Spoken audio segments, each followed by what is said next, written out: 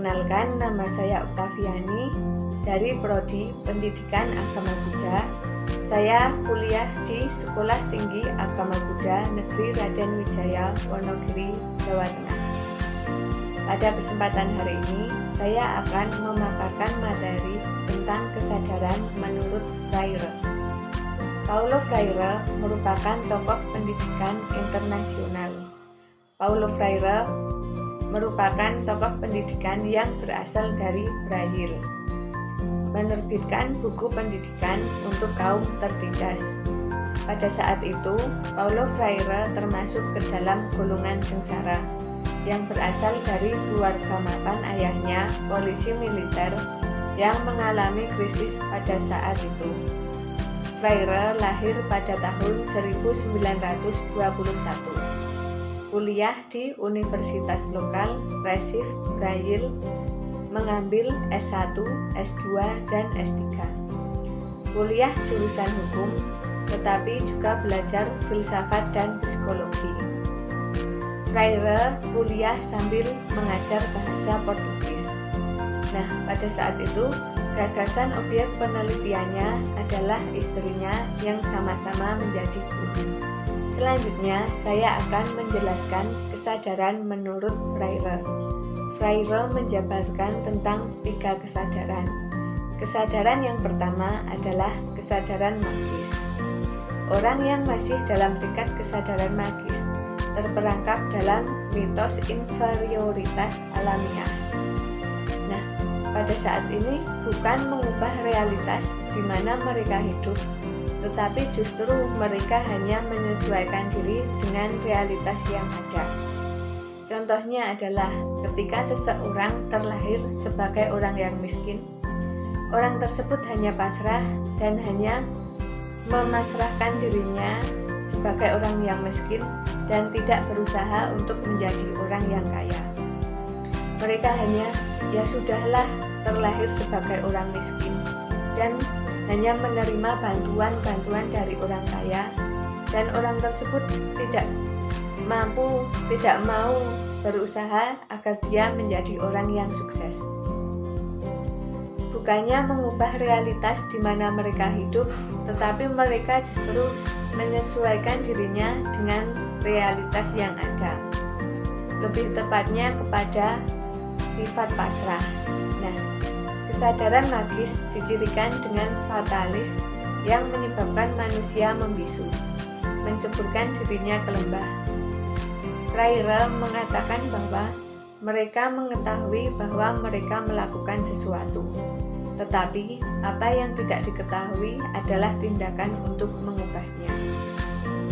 Freire menyebutkan bahwa orang-orang itu mengetahui dengan apa yang dia dapatkan, tetapi orang tersebut tidak mampu untuk mengubah masalah yang dia dapatkan. Kesadaran yang kedua adalah kesadaran naif. Nah, pada kesadaran naif ini, masyarakat sudah mampu merefleksikan dirinya dan sadar akan keadaannya, namun belum dapat berbicara atas nama kepentingannya. Maksudnya adalah ketika ada masalah, orang tersebut dapat mengetahui masalah tersebut, tetapi tidak bisa dalam menyelesaikan masalah.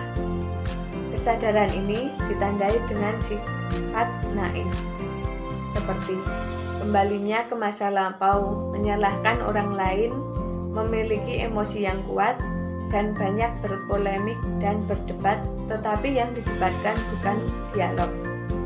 Ketika memiliki masalah hal kecil yang didebatkan, orang tersebut hanya banyak berbicara dan tidak ada actionnya.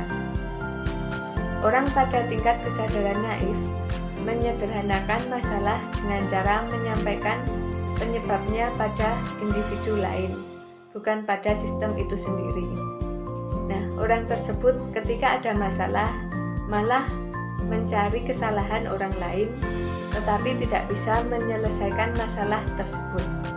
Hanya mencari-cari orang yang disalahkan karena orang tersebut tidak mau disalahkan. Sadar ada masalah, tetapi merasa tidak bisa menyelesaikan masalah, lalu menggeser fokus masalah. Namanya adalah orang naif.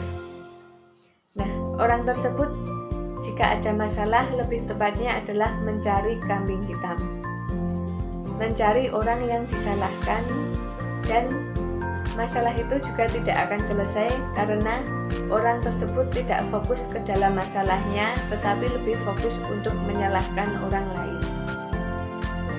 Selanjutnya adalah yang ketiga, kesadaran kritis.